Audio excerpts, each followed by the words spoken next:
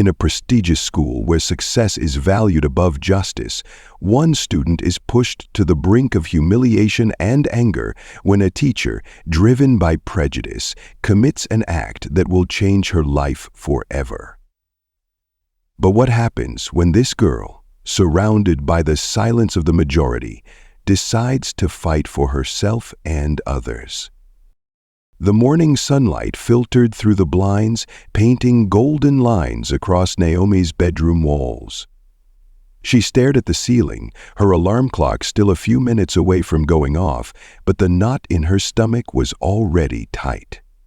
The prospect of another day at Pinewood Academy, a prestigious but isolating school, weighed heavily on her. Being one of the few black students in a predominantly white environment felt like walking a tightrope every day. One misstep, one wrong word, and she'd fall into the pit of stereotypes and judgments. She sat up, rubbing her eyes. The quiet hum of the house was comforting, but it couldn't erase her unease.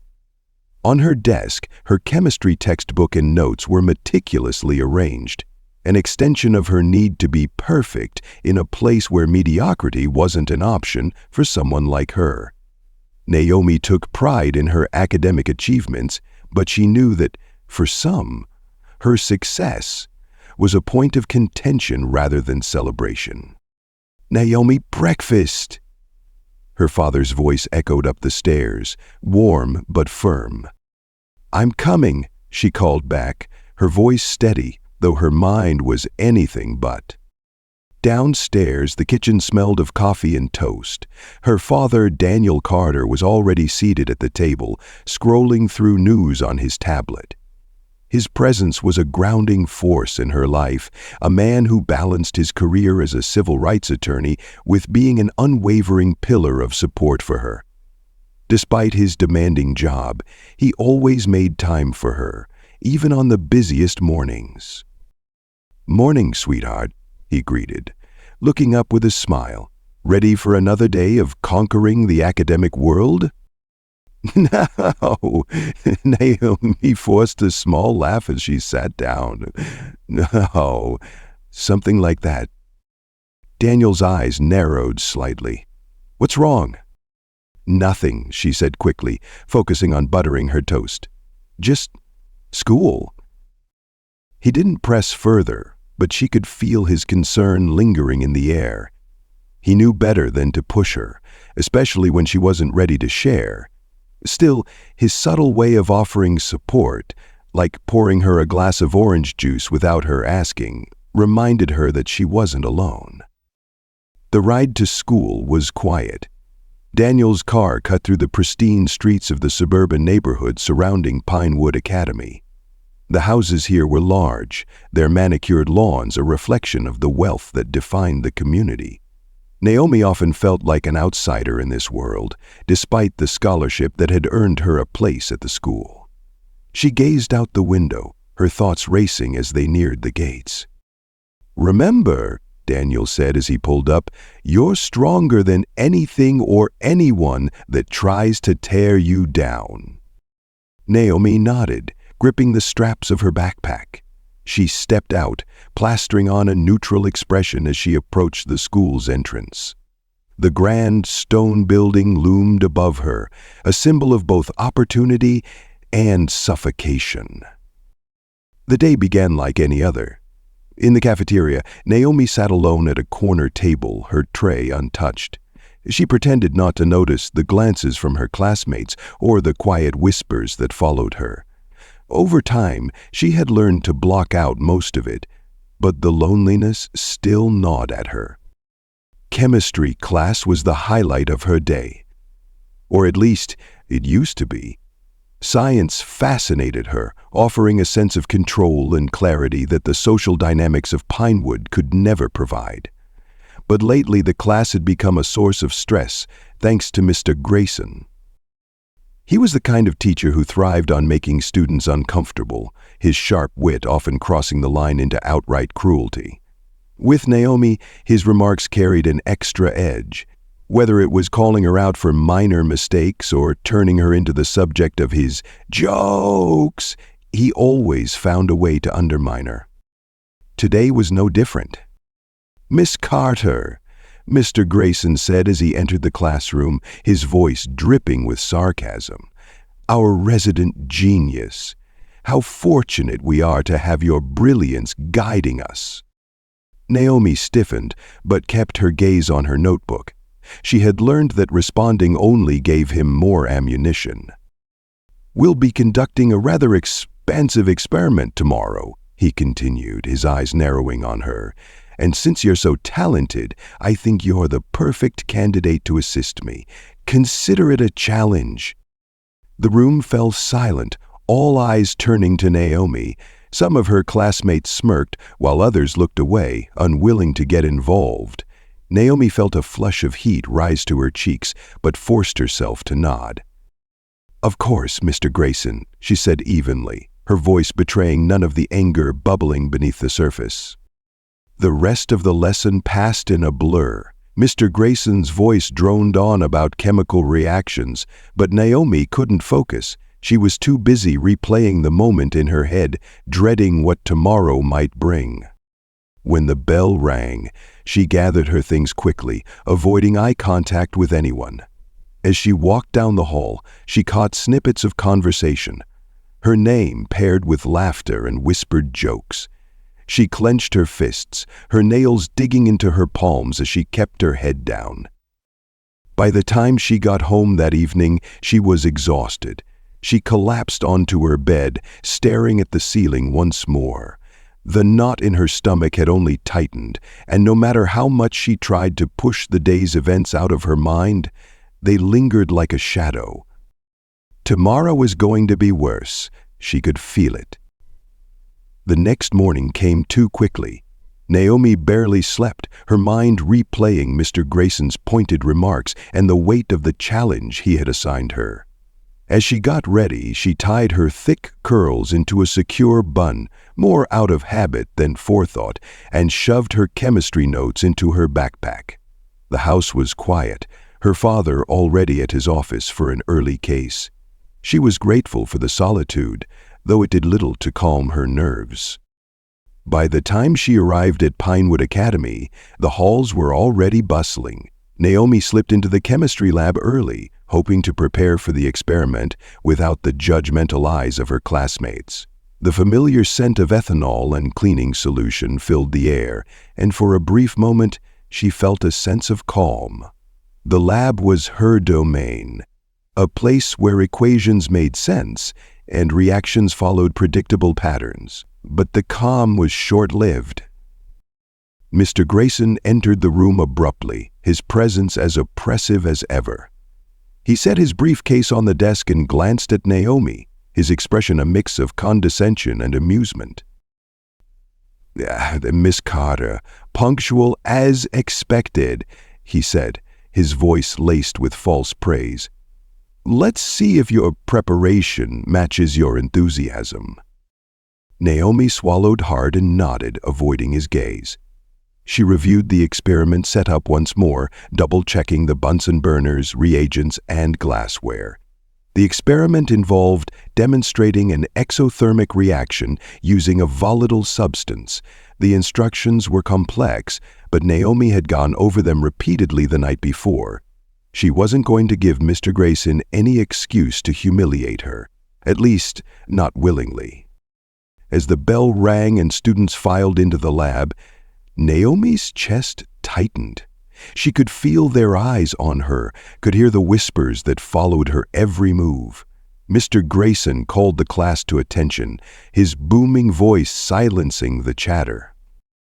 "Today, we're conducting a demonstration of controlled combustion," he announced. "Pay close attention. Chemistry is as much about precision as it is about understanding the inherent risks." He turned to Naomi, a sharp smile playing on his lips. "Miss Carter, would you care to join me at the front?" She hesitated for a fraction of a second before stepping forward, her heart pounding. She focused on the experiment table, trying to drown out the murmurs from the back of the room. "Now," Mr. Grayson continued, addressing the class, "Miss Carter will assist me in setting up the reaction. Watch closely. This is not an experiment for the faint of heart." The setup began smoothly. Naomi measured out the chemicals with steady hands, carefully following the instructions Mr. Grayson provided. He loomed over her, pointing out minute details with exaggerated criticism. "Steady hands, Miss Carter. We wouldn't want an accident now, would we?" he said, loud enough for the whole class to hear. She ignored him, focusing on her task, but as the reaction neared its critical stage, Mr. Grayson abruptly changed the instructions. "Add a bit more of the oxidizer," he said casually. Naomi froze, her eyes dotting to the notes. That wasn't part of the procedure. She hesitated, her instinct screaming that this was wrong. "Is there a problem?" Mr. Grayson asked, his tone dripping with mockery. "Surely someone of your caliber can handle a minor adjustment?" The class chuckled nervously, the tension in the room palpable. Naomi's cheeks burned, but she complied, adding a few extra drops of the substance as instructed. Almost immediately, she noticed something was off. The mixture in the beaker began bubbling violently, the reaction more volatile than expected. "Stand back," Mr. Grayson said, his voice suddenly serious.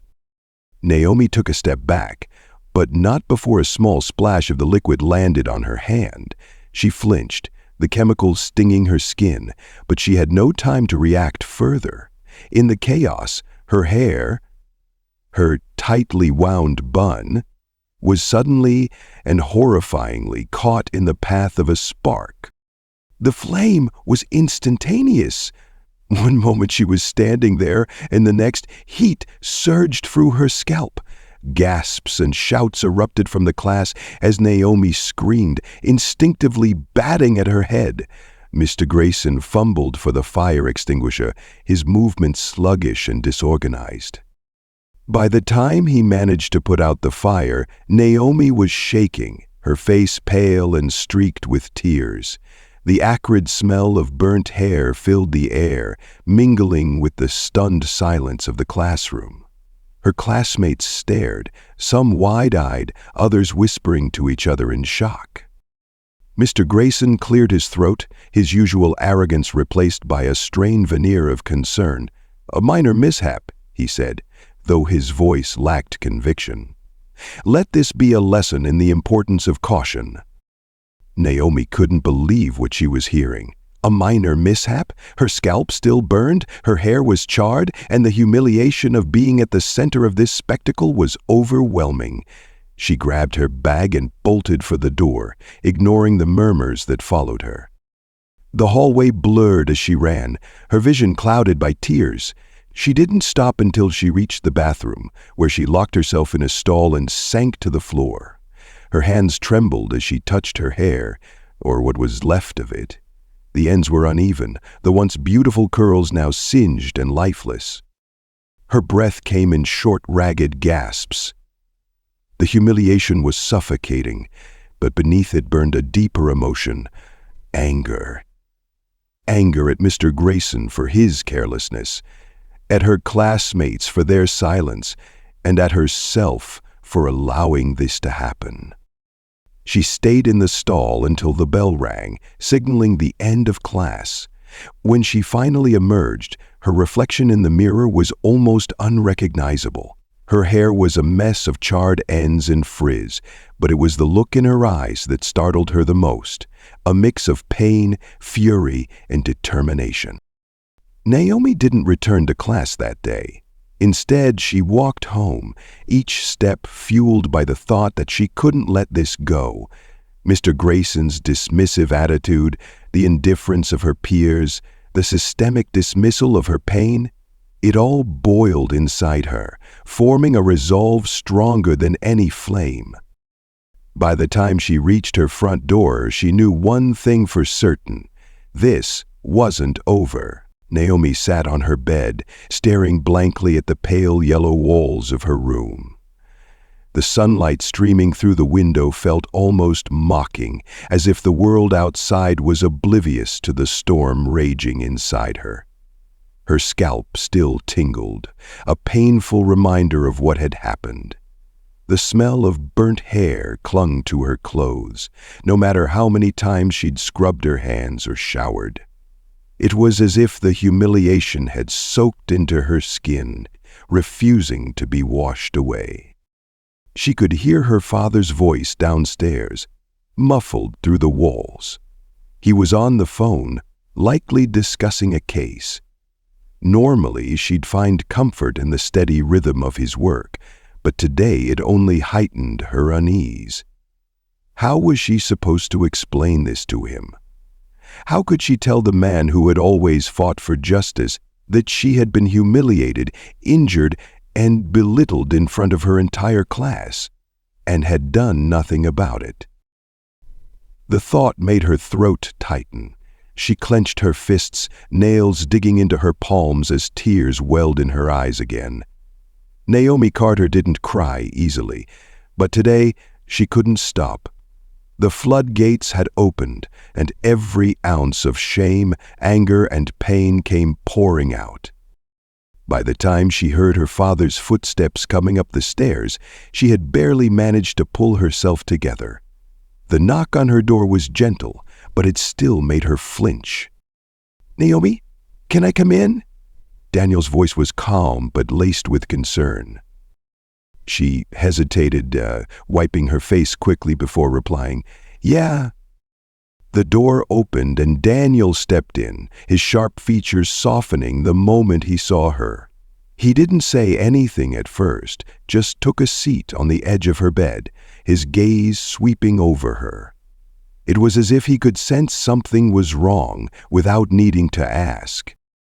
"What happened?" he finally said, his voice steady but firm. Naomi swallowed hard. She had rehearsed explanations in her head, tried to think of ways to minimize what had happened, but now that he was here, the words spilled out unfiltered. She told him everything, from Mr. Grayson's condescension to the experiment that went horribly wrong, to the way the class had watched her burn, both literally and metaphorically. Daniel's expression shifted as she spoke, his jaw tightening, his hands clenching into fists at his sides. By the time she finished, his eyes were dark with fury. "Said it was a minor mishap?" Daniel repeated, his voice dangerously low. Naomi nodded, her throat too tight to speak. For a moment, he didn't move. Then he stood abruptly, pacing the room like a caged tiger. She had seen this side of him before, when he was preparing for court, when he was channeling his anger into action. It was both reassuring and terrifying. "This is unacceptable," he said finally, his tone sharp. "You could have been seriously hurt, Naomi." And he dismissed it like it was nothing, like you were nothing. His words stung, not because they weren't true, but because they echoed her own feelings. For a moment, she felt a flicker of hope that maybe he could fix this, that his determination could make everything right. "We're going to the school," Daniel continued, his voice steady with resolve. "Tomorrow, first thing. This isn't going to be swept under the rug." The thought of facing Mr. Grayson again made Naomi's stomach churn, but she nodded. She trusted her father. If anyone could hold the school accountable, it was him. The next morning, Naomi found herself sitting in the school's administrative office, her father beside her. The room was sterile, with beige walls and a faint smell of air freshener that did little to mask the tension hanging in the air. Across from them sat Principal Harris, a middle-aged woman with meticulously styled hair and an expression that was equal parts concern and calculation. "We take these matters very seriously," Harris said, folding her hands on the desk. "Mr. Grayson has assured me that it was an unfortunate accident. He deeply regrets what happened." An accident? Daniel's voice was calm, but the steel in his tone was unmistakable. He instructed her to deviate from the standard procedure, and that deviation resulted in my daughter's hair catching fire. That's not an accident. That's negligence. Harris shifted uncomfortably, clearly unused to being challenged so directly. Mr. Carter, I understand your frustration. Do you? Daniel cut her off, leaning forward slightly. Do you understand what it's like to see your child come home burned and humiliated because of the carelessness of someone who's supposed to protect them? Naomi watched as Harris's composure faltered. She felt a mix of awe and gratitude toward her father, but also a creeping sense of futility. Would anything actually change? Or would this meeting end with empty promises and no real consequences? We will, of course, investigate the matter thoroughly, Harris said finally, her tone clipped. In the meantime, we'll ensure that Mr. Grayson takes extra precautions in his classes moving forward. Precautions aren't enough, Daniel said firmly. He needs to be held accountable. If this had happened to any other student, would you be so quick to dismiss it? Harris's face flushed, but she didn't respond. The meeting ended with promises of a formal inquiry, but Naomi could tell her father wasn't satisfied. As they walked back to the car, his silence was heavy, his anger barely contained. She wanted to say something, to thank him for standing up for her, but the words felt hollow in the face of her own doubts. That evening, Daniel sat at the dining table, poring over paperwork. Naomi watched from the doorway as he made phone calls, his voice sharp and commanding. He was mobilizing, reaching out to colleagues, gathering evidence. It was what he did best, building a case, piece by piece. "Dad?" she said hesitantly, stepping into the room. He looked up, his expression softening. "Yeah, sweetheart." "Thank you," she said quietly, "for believing me." Daniel stood and pulled her into a hug. "Always," he said, "and I promise you, Naomi, we're not letting this go." For the first time since the incident, Naomi felt a glimmer of hope, but beneath it, a new resolve began to take root. This wasn't just about her anymore. It was about every student who had been silenced, every specialist that had been brushed aside. If her father was willing to fight, then so was she. The days following the meeting with Principal Harris were tense and uncertain. Naomi had returned to school, though the weight of the incident lingered over her like a storm cloud. The hushed whispers in the hallways, the sidelong glances from her classmates, it all served as a constant reminder of what had happened. Mr. Grayson, meanwhile, carried on as if nothing had occurred. He avoided looking at her directly, but his condescending tone persisted during class, leaving her seething with anger. At home, her father had thrown himself into action. Daniel Carter was not the kind of man to let things slide, especially not when it came to his daughter. He had started reaching out to his daughter. He had started reaching out to his network of colleagues, friends, and former clients, searching for any threads to pull. It didn't take long for him to find some. One evening, as Naomi sat at the dining table trying to focus on her homework, Daniel walked in with a folder in hand. His expression was grim but purposeful. "Naomi," he said, placing the folder in front of her, "I think it's time you see this." She hesitated, glancing at the folder as if it might bite her. "What is it?" "It's a pattern," Daniel replied, his tone carefully measured. "You're not the first student to face this kind of treatment at Pinewood, and Mr. Grayson, he's been a problem for years." Her heart skipped a beat. "What do you mean?" Daniel sat down beside her, opening the folder. Inside were copies of old emails, written complaints, and testimonies from former students and parents. He handed her a typed letter dated 3 years earlier. "Dear Principal Harris," Naomi read aloud, her voice shaking slightly. "I'm writing to express my concerns about Mr. Grayson's behavior toward my son. He has repeatedly singled him out in class, using derogatory language and undermining his confidence. My son no longer feels safe in his classroom." Her voice trailed off and she looked up at her father, her chest tightening. This is about a black student, isn't it?" Daniel nodded.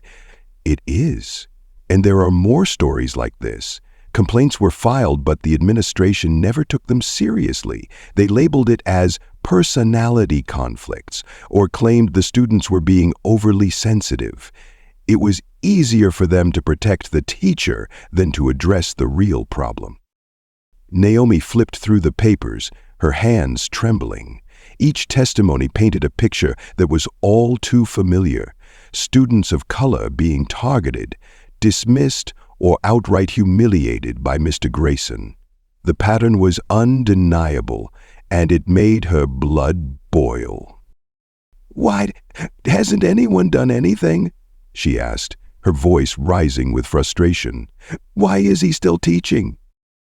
"Because it's easier to silence a few students than to admit there's a systemic problem," Daniel said bitterly, "but that's about to change." Over the next week, Daniel's investigation gained momentum. He reached out to some of the families who had filed complaints against Mr. Grayson, many of whom were hesitant to revisit the past. However, a few agreed to speak with him. Their stories were strikingly similar to Naomi's, accounts of humiliation, microaggressions, and outright negligence.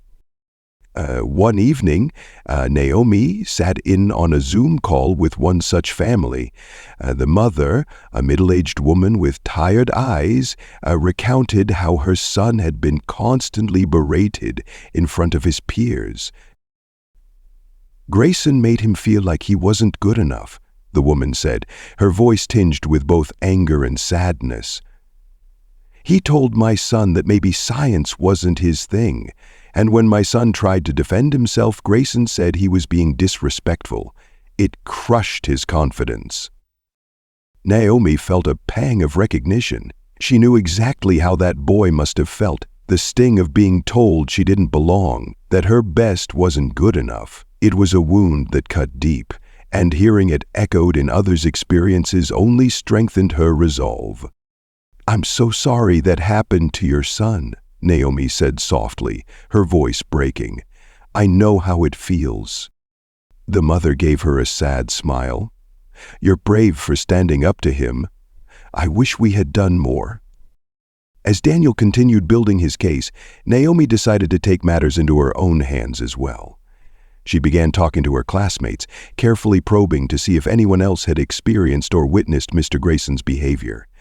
Most were hesitant to speak, their fear of retaliation outweighing their willingness to help.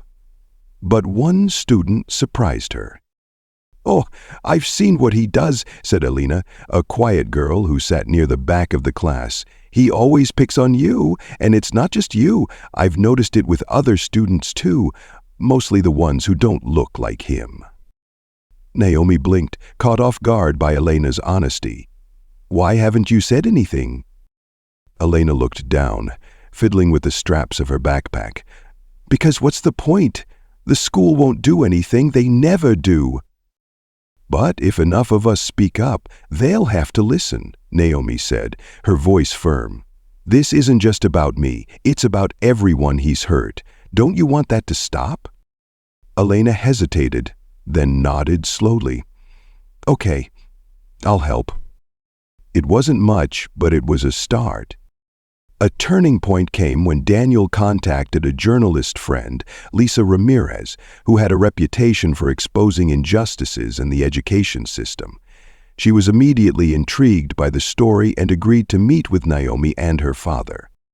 In Lisa's small office downtown, Naomi found herself recounting the incident with Mr. Grayson for the first time to someone outside her family. Lisa listened intently, her pen flying across her notebook as Naomi spoke. "This isn't just about one teacher," Lisa said when Naomi finished. "It's about the culture of the school. They've enabled him by ignoring the complaints. If we can bring this to light, it could force them to make real changes." Naomi nodded, her heart pounding. For the first time since the incident, she felt like she had a voice, like her story could actually make a difference. By the end of the week, Lisa's article was published online. The headline read, "Negligence and Prejudice, a Student's Fight for Justice at Pinewood Academy." The article detailed Naomi's experience as well as the stories of other students who had been targeted by Mr. Grayson. It painted a damning picture of a school that prioritized its reputation over the well-being of its students. Within hours, the story began gaining traction on social media. Comments poured in, some supportive, others skeptical. But the most important response came from the school itself. Principal Harris released a statement promising a thorough investigation into the allegations. It was a small victory, but Naomi knew the fight was far from over. The wheels of change had been set in motion, but the road ahead was still long and uncertain. As Naomi sat in her room that night, scrolling through the article's comments, she felt a mix of emotions: fear, anger, hope. The shadows of the past were finally coming to light, and she was determined to keep them there. The backlash came faster than Naomi expected. By the time she walked into school the morning after the article's release, it felt as if the entire student body had read it. Whispers followed her down the hallway, a symphony of hushed voices saying her name. Some students stared openly, while others avoided looking at her entirely. The weight of their attention pressed heavily on her, but she kept her head high, refusing to let them see her falter. The first confrontation came before she even reached her locker. Two girls from her chemistry class stopped her, their arms crossed and faces tight with disapproval. "Seriously, Naomi," one of them said, her voice low but sharp, "you couldn't just handle this privately? Now the whole school is under a microscope because of you." Naomi froze, gripping the straps of her backpack. "Handle it privately," she repeated, her voice trembling but firm. "You mean stay quiet like everyone else?" The second girl scoffed. "You're making it sound like Mr. Grayson is some kind of monster. He's strict, sure, but he's not racist. You're blowing this way out of proportion." Anger flared in Naomi's chest, but she forced herself to stay calm. "You weren't the one he targeted. You didn't have your hair set on fire in front of the entire class." The first girl rolled her eyes. "It was an accident." Naomi opened her mouth to reply, but stopped herself. She knew arguing with them wouldn't change their minds. Instead, she turned and walked away, her heart pounding in her chest. As much as she wanted to fight back, she couldn't waste her energy on people who refused to see the truth. By lunchtime, the tension in the school was palpable. Students clustered in groups, their conversations buzzing with speculation about what would happen next. Would Mr. Grayson be fired? Would the school's reputation take a hit? For many, the controversy felt like a disruption to their otherwise perfect lives. Naomi sat alone at her usual table, poking at her lunch without appetite. She could feel the stares from across the cafeteria, but she refused to look up. Her phone buzzed in her pocket and she pulled it out, grateful for the distraction. It was a text from Elena. "Meet me in the library after school. I have something to tell you." Naomi frowned but quickly typed back a reply, "Okay." The library was nearly empty when Naomi arrived. She found Elena sitting at a table in the back corner, her face pale and her hands fidgeting nervously. As Naomi approached, Elena looked up and gave her a weak smile. "Hey?" Naomi said, sliding into the seat across from her. "What's going on?" Elena hesitated, glancing around to make sure no one else was listening. "I've been thinking about what you said," she began, her voice barely above a whisper, "about speaking up. And I think I'm ready." Naomi's eyes widened. "Really? That's amazing, Elena. What changed your mind?" Elena bit her lip, her gaze dropping to the table. "I've been watching how people are treating you, and it's not fair. You're doing something brave, and they're acting like you're the problem. It made me realize I don't want to be one of the people who stay silent anymore." Naomi reached across the table and squeezed Elena's hand. "Thank you. Your voice means so much." Elena nodded, her expression still uncertain. "But there's something else. I overheard some teachers talking in the staff room. They were saying that the administration is trying to downplay everything. They don't want this to get any bigger." Naomi's stomach sank. She had suspected as much, but hearing it confirmed made her anger surge anew. "Of course they are," she muttered. "They care more about their reputation than their students." Meanwhile, outside the walls of Pinewood Academy, the story was gaining traction. Lisa Ramirez's article had been picked up by a larger news outlet, and parents began calling the school, demanding answers. The administration scrambled to contain the fallout, issuing a statement that promised an internal investigation and urging the public to reserve judgment until the facts were confirmed. Daniel, however, wasn't about to let the school control the narrative. He doubled down on his efforts, arranging interviews with other affected families and gathering more evidence of the systemic issues at Pinewood. The more he uncovered, the more apparent it became that the problem extended beyond Mr. Grayson. The culture of silence and complicity was deeply entrenched. At home, Naomi watched her father work with a mixture of admiration and guilt. She was doing so much for her, sacrificing his time and energy to fight a battle that felt bigger than both of them. She wanted to help, but she wasn't sure how. Every time she spoke up, it seemed to make things worse, at least in the short term. One evening, as she sat at the dining table flipping through her chemistry notes, Daniel joined her, carrying a stack of documents. "How are you holding up?" he asked, his voice soft. Naomi shrugged. "It's hard. People at school, they don't get it. They think I'm overreacting." Daniel placed a hand on her shoulder. "Change is never easy, Naomi, but what you're doing matters. Don't let their ignorance discourage you." She nodded, his words giving her a small measure of comfort. "What about you? How's the case going?" He sighed, leaning back in his chair. "Slowly. The school is stonewalling us, and some of the families I've contacted are too scared to speak out publicly. But we're making progress, little by little." Naomi hesitated, then said, "I want to do more. I don't want you to fight this alone." Daniel smiled, a hint of pride in his expression. "You've already done so much by telling your story. But if you're ready for more, I think there's a way you can help." Over the next few days, Naomi and her father worked together to prepare for the next phase of their fight. They compiled a detailed timeline of events, including testimonies from other students and parents. Naomi also reached out to a few classmates who had quietly expressed support, encouraging them to share their experiences.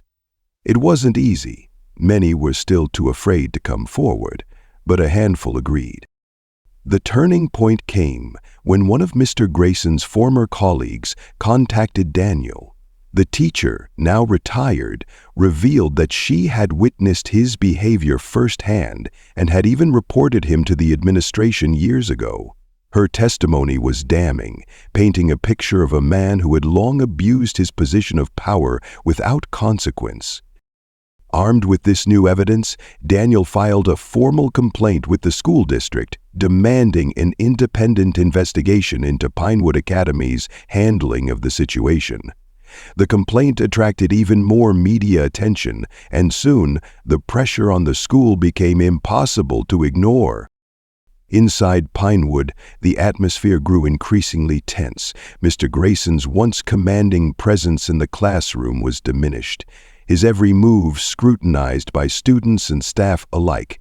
He seemed more cautious, but his resentment toward Naomi was palpable. She avoided him as much as possible, focusing instead on the growing support she was receiving from her peers. Elena, true to her word, began speaking up more boldly. Together, they formed a small but determined group of students who were willing to challenge the status quo.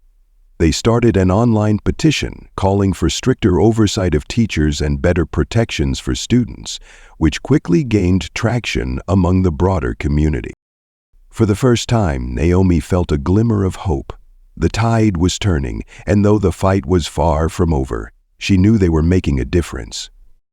As the week drew to a close, Naomi found herself standing in front of her bathroom mirror, her reflection staring back at her. Her hair, still uneven from the incident, was a stark reminder of everything she had endured. But instead of feeling shame or anger, she felt something else: strength. This wasn't just about her anymore. It was about every student who had been silenced, every voice that had been ignored. And she wasn't going to stop until they were heard. The morning of the hearing arrived like a storm cloud, heavy with anticipation and dread. Naomi woke early, her heart pounding with the mixture of fear and determination. The past few weeks had been a whirlwind of activity, interviews, planning, late-night phone calls. But nothing could have prepared her for this moment. Today, her story would be laid bare in front of the school board, the media, and the community. Downstairs, the smell of fresh coffee wafted through the air. Daniel was already seated at the dining table, his laptop open and documents spread out before him. He looked up as Naomi entered the room, his expression softening. "Morning, sweetheart," he said, pushing a mug of tea toward her. "How are you feeling?" Naomi shrugged, wrapping her hands around the warm mug. "Nervous, scared, but ready." Daniel nodded, his eyes filled with pride. "You're incredibly brave, Naomi. No matter what happens today, remember that." She nodded, though her throat felt tight. She took a sip of tea, savoring the warmth, and tried to steady her breathing. Her mind raced with thoughts of what might happen, how the school board would react, whether Mr. Grayson would even show up, and how the community would respond to her testimony. The car ride to the hearing was quiet, the hum of the engine the only sound.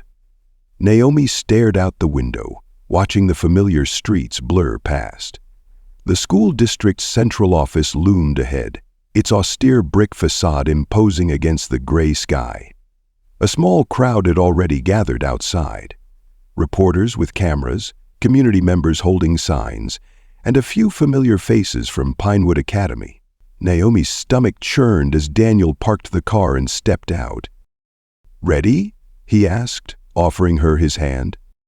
She nodded, taking his hand and stepping into the chaos.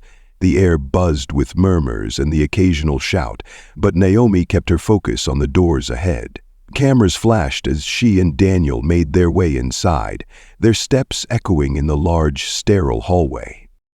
The hearing room was already filling with people. Rows of chairs were packed with parents, teachers, and students, their faces a mixture of curiosity, support, and skepticism. At the front of the room sat the school board, a panel of 5 individuals who would decide the outcome of the case. Naomi recognized Principal Harris, sitting off to the side, her posture stiff and her expression unreadable. Mr. Grayson was there too. He sat at a table with his lawyer, his face pale but composed. Naomi felt a wave of anger and fear rise in her chest, but she quickly pushed it down. She couldn't afford to lose focus now. Daniel guided her to their seats, whispering words of encouragement as they settled in. The room grew quiet as the lead board member, a stern-looking woman with silver hair, called the hearing to order. This meeting is to address the allegations brought against Mr. Charles Grayson and the administration of Pinewood Academy, she announced, her voice carrying easily across the room. We will begin with opening statement from the complainant. Daniel stood, his presence commanding as he addressed the room. He spoke with clarity and conviction, outlining the events that had led to this moment. He detailed the incident with Naomi, the pattern of complaints against Mr. Grayson, and the school's failure to act. His words painted a damning picture of a system that had prioritized its reputation over the safety and dignity of its students. When he finished, the room was silent. All eyes turned to Naomi. Naomi's heart raced as she stood, her knees trembling beneath her. She took a deep breath, her father's reassuring presence grounding her. She looked out at the sea of faces, some familiar, others strangers, and began to speak. "My name is Naomi Carter," she said, her voice steady despite the lump in her throat. "I'm here today because I refuse to stay silent about what happened to me and to others at Pinewood Academy." She recounted the incident in vivid detail, her voice unwavering even as the memories threatened to overwhelm her. She described the humiliation of being singled out, the pain of the fire, and the indifference with which Mr. Grayson had dismissed her suffering. She spoke about the aftermath, the whispers, the isolation, and the courage it took to come forward. As she spoke, she saw some faces soften with empathy, while others remained skeptical, but she didn't let that stop her. She pushed forward, her voice growing stronger with each word. "This isn't just about me," she continued. "It's about every student who has ever felt silenced, dismissed, or devalued. It's about holding people accountable, not just Mr. Grayson, but the system that allowed him to continue hurting students for years." When she finally sat down, her hands were shaking. But she felt a surge of relief. She had said what she needed to say, and no matter the outcome, she knew she had done the right thing. The defense's argument was as predictable as it was infuriating. Mr. Grayson's lawyer painted him as a strict but dedicated teacher who had simply made an unfortunate mistake. They downplayed the allegations of racism, suggesting they were based on misunderstandings or misinterpretations. Principal Harris testified as well, her words carefully chosen to shift blame away from the school's administration. Naomi clenched her fists, her anger simmering beneath the surface. She wanted to shout, to refute their lies, but she knew she had to stay calm. Her father had prepared her for this, reminding her that their strength lay in their truth. The hearing dragged on, each side presenting evidence and questioning witnesses. One of the most powerful moments came when Lisa Ramirez, the journalist who had broken the story, was called to testify. She shared her findings, highlighting the pattern of complaints against Mr. Grayson and the administration's repeated failures to address them. The final blow came from a retired teacher who had worked alongside Mr. Grayson years earlier. Her testimony was clear and damning, describing how she had witnessed his behavior firsthand and had even filed her own complaints, which had been ignored. "This isn't about one incident," she said, her voice firm. "It's about a culture of negligence and complacency. It's about a system that allowed this to happen time and time again." As the hearing concluded, the board members retreated to deliberate. The room buzzed with tension as everyone waited for the decision. Naomi sat beside her father, her hands clenched tightly in her lap. She felt exhausted, emotionally drained from reliving the trauma and facing the scrutiny of so many eyes. Finally, the board returned. The lead member's expression was neutral as she addressed the room. After careful consideration, the board has reached a decision. Mr. Charles Grayson will be placed on administrative leave, pending a thorough investigation. Additionally, Pinewood Academy will undergo an independent review of its policies and procedures to address the concerns raised during this hearing. The room erupted in whispers, some celebratory, others disappointed. Naomi felt a mix of emotions. Relief that action was being taken, but frustration that it wasn't the definitive resolution she had hoped for. Still, she knew this was only the beginning. As Naomi and her father left the building, reporters swarmed them, shouting questions and snapping photos. Daniel shielded her as best he could, guiding her to the car. Once inside, Naomi let out a shaky breath, her hands still trembling. "You were incredible today," Daniel said, his voice filled with pride. "No matter what happens next, you've already made a difference." Naomi nodded, her gaze fixed on the horizon. She knew the fight wasn't over, but for the first time, she felt a glimmer of hope. Change was coming. Slowly, painfully, but it was coming. And she would be there to see it through. The days following the hearing felt like a strange limbo. Naomi returned to school, but the atmosphere was anything but normal. Pinewood Academy buzzed with the fallout of the hearing, the news spreading like wildfire through the student body, staff, and even the broader community. The school board's decision to place Mr. Grayson on leave and conduct an independent review had sent ripples through the institution, challenging the carefully curated image of perfection that Pinewood had maintained for years. For Naomi, the relief of knowing she had been heard was tempered by the ongoing tension. The whispers hadn't stopped.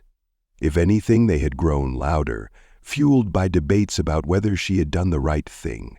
Some students avoided her entirely, while others offered quiet words of support when no one else was around. It was a mixed bag of reactions that left her feeling both vindicated and isolated. Her first day back in chemistry class was especially difficult. The substitute teacher, a soft-spoken man with kind eyes, introduced himself and acknowledged the tension in the room. "I understand this has been a challenging time for everyone," he said gently. "But I'm here to make sure we can move forward together." Naomi appreciated his words, but the stares from her classmates were harder to ignore. As she took her seat, she noticed Elena smiling at her from across the room, a small gesture, but one that gave her strength.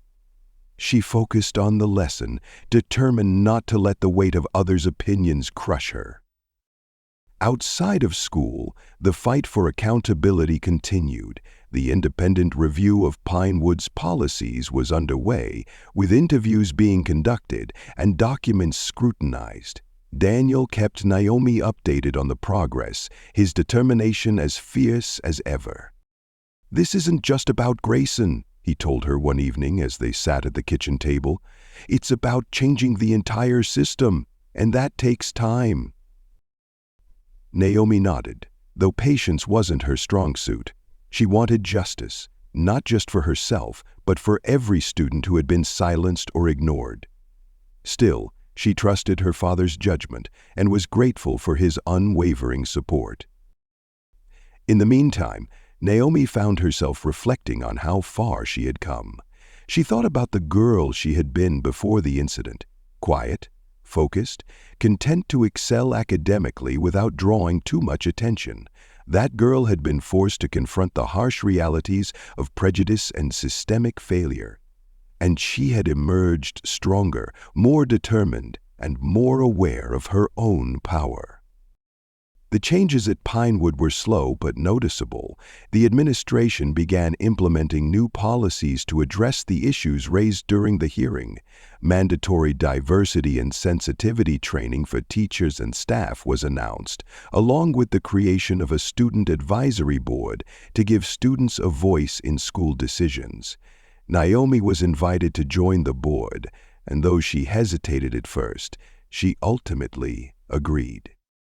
Her first meeting with the board was both daunting and inspiring. Sitting in a room with other students, some of whom had also faced challenges at Pinewood, she felt a sense of solidarity she hadn't experienced before. They shared their stories, brainstormed ideas for improvement, and worked together to draft proposals for the administration. One of the first initiatives they proposed was the establishment of a peer support network, where students could seek help and advice from their peers in a safe, confidential environment. Naomi took the lead on this project, pouring her energy into creating something that could make a tangible difference. As the weeks turned into months, Naomi began to see the fruits of her labor. The peer support network launched successfully, with dozens of students signing up as mentors and mentees. The chemistry classroom, once a place of dread, became a space where she could focus on her love for science without fear of humiliation. And though not everyone supported her, she found solace in the growing number of students and teachers who stood by her. One afternoon, as she walked through the halls of Pinewood, she overheard a conversation between two younger students. They were discussing the new policies and how they felt safer speaking up about their concerns. Naomi smiled to herself, her heart swelling with pride. This was why she had fought so hard, so that others wouldn't have to endure what she had. At home, Naomi's relationship with her father grew even stronger.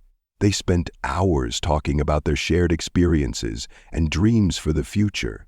Daniel encouraged her to think about how she could continue making a difference, both at Pinewood and beyond.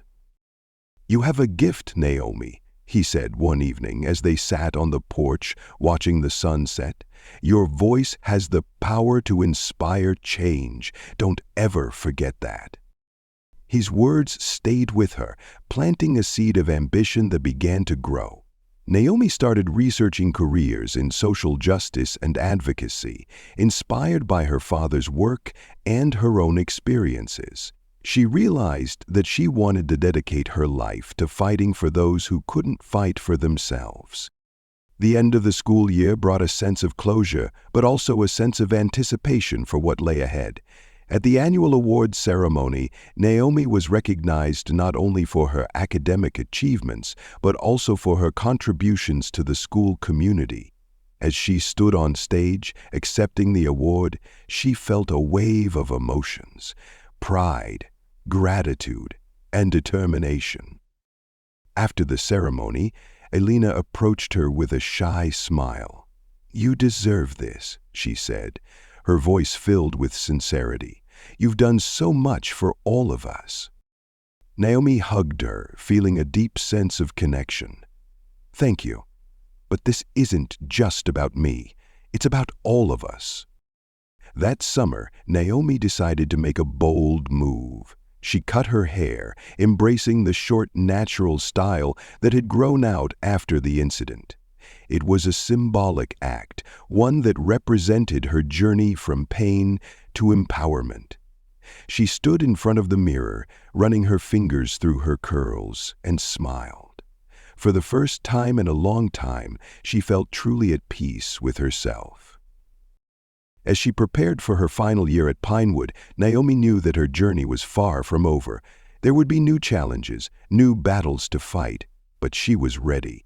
She had found her voice, and she wasn't afraid to use it.